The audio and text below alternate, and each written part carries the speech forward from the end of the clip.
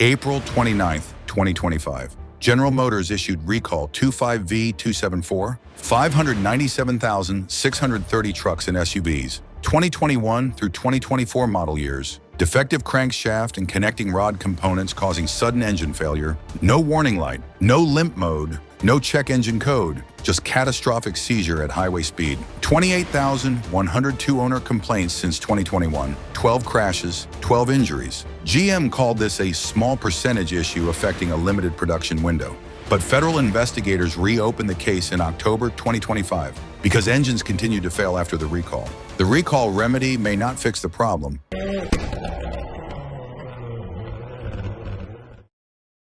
Between March 1st, 2021 and May 31st, 2024, something went wrong inside GM's manufacturing process. Defective crankshaft and connecting rod components were installed in nearly 600,000 vehicles. The defect was invisible, microscopic inconsistencies in the forging process, metal contamination, debris and oil passages. These defects cause rapid rod bearing deterioration, increased clearances, metal-to-metal contact. And here's the critical part. This happened without triggering a check engine light. The engine could seize at 70 miles per hour with zero advance notice. 12 crashes, 12 injuries, and those are just the reported cases. To understand why this failure pattern is so dangerous, you must first understand the engine itself. The 6.2-liter L87 V8 was introduced in 2019 as GM's premium small block engine for full-size trucks and SUVs, 376 cubic inches, 6,162 cubic centimeters displacement,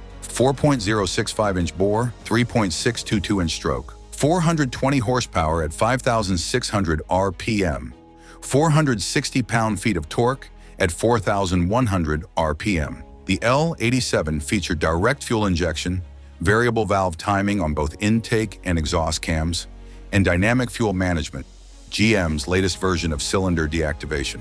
Unlike older active fuel management systems that only deactivated 4 cylinders, DFM could deactivate any combination of cylinders across 17 different patterns. This allowed the engine to operate on as few as 2 cylinders under light load. EPA estimated 16 city, 20 highway, in a 2022 Sierra 1500. The crankshaft was forged from microalloyed steel, 8 counterweights, cross-drilled oil passages feeding each rod journal. Connecting rods were powder metal forged, cracked cap design for precise bearing bore alignment. This was a modern, efficient, durable design. GM manufactured these engines at 2 facilities, Flint Engine Operations in Michigan and Spring Hill Manufacturing in Tennessee. Between March 2021 and May 2024, nearly 600,000 engines left these plants with defective internal components, and no one caught it. 2021 to 2024 Chevrolet Silverado 1500, GMC Sierra 1500,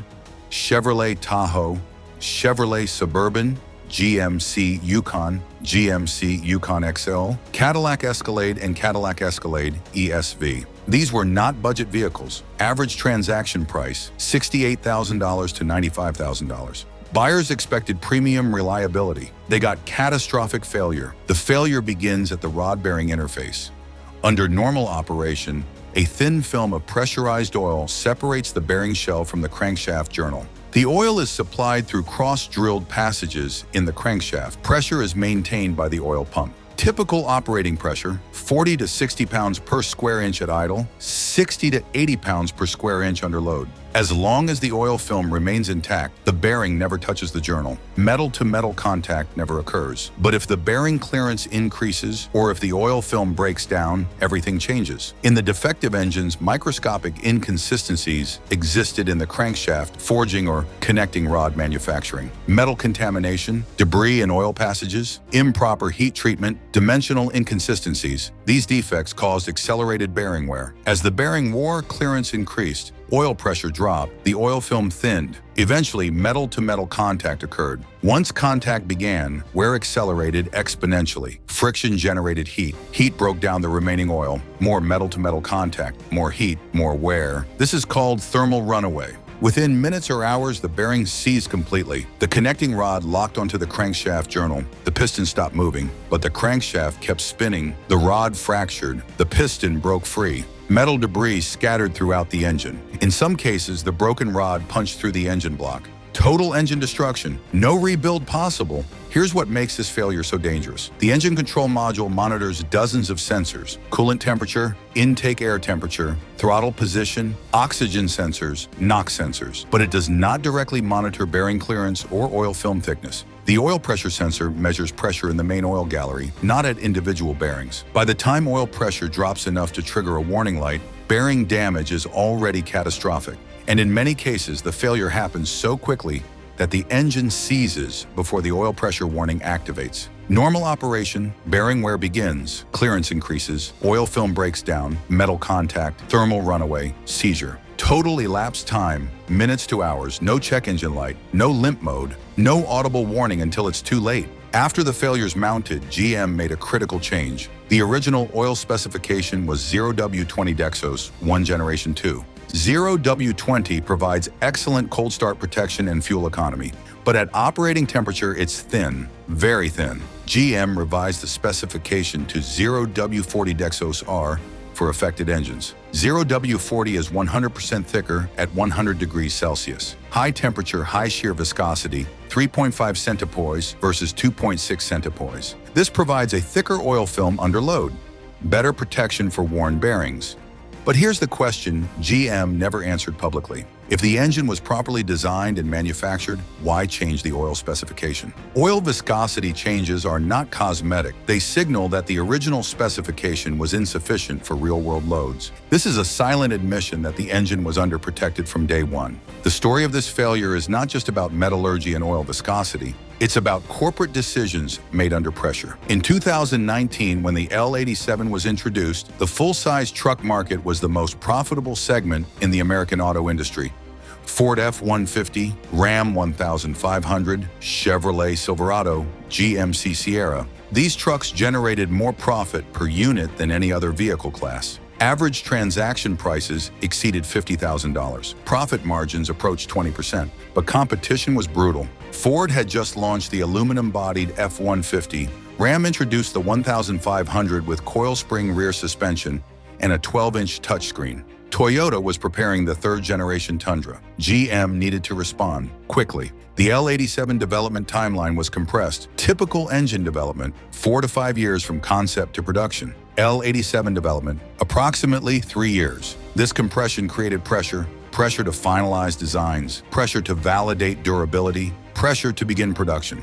Durability testing was conducted, but durability testing cannot replicate every real-world condition. Dynamometer cells run engines at steady loads and speeds. Real-world driving includes thermal cycling, cold starts, short trips, towing, altitude changes. Some failure modes only appear after tens of thousands of miles in customer hands. Between March 2021 and May 2024, something went wrong in the manufacturing process. GM has not publicly disclosed the exact nature of the defect, but based on the recall description and engineering analysis, the defect likely involved one or more of the following: metal contamination in the crankshaft forging process, improper heat treatment of connecting rods, dimensional inconsistencies in bearing bores, debris in crankshaft oil passages. Any of these defects would cause accelerated bearing wear, and all of them are invisible to visual inspection. Owner complaints began in 2021. By 2023, complaints had reached thousands. GM issued technical service bulletins. Dealers replaced engines under warranty, but no recall was issued.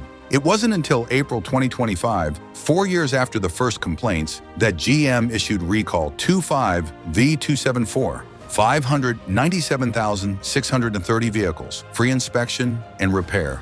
But by then, the damage was done. The recall remedy consists of 3 steps. Step 1, inspect the engine for diagnostic trouble code P0016, cam and crank correlation. Step 2, drain the oil and inspect for metal debris. Step 3, if no debris is found, replace the oil with 0W40 Dexos R and update the owner's manual. If debris is found, repair or replace the engine. On paper, this sounds reasonable, but federal investigators reopened the case because engines continued to fail after the recall. Owners report that even after the recall service, engines are still failing. One owner reported that his 2022 Sierra passed the recall inspection, received the 0W40 oil change, and the engine failed 3,200 miles later. Crankshaft damage, rod bearing failure, Metal debris throughout the oil system. The recall remedy did not prevent the failure. GM stated that 2025 and newer versions of the 6.2-liter V8 are not affected due to manufacturing improvements. But GM did not disclose what those improvements are. Same displacement, same architecture, same basic design,